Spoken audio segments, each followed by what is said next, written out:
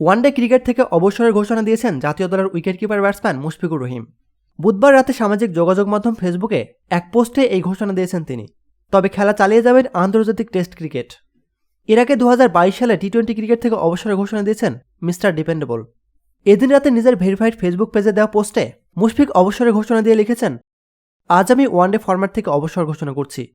আলহামদুলিল্লাহ সবকিছুর জন্য।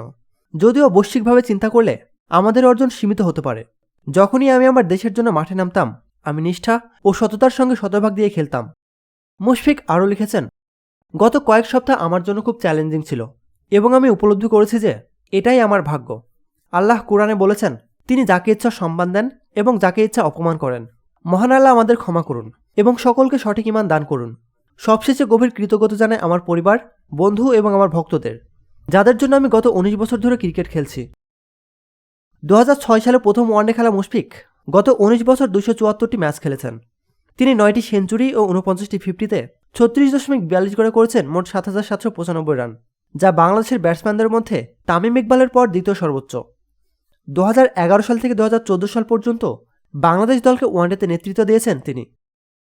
প্রতিনিয়ত খেলাধুলার আপডেট জানতে খেলাযোগ টিভির সাথেই থাকুন। এতক্ষণ আমাদের সাথে থাকার জন্য আপনাকে জানাচ্ছি বিশেষ ধন্যবাদ।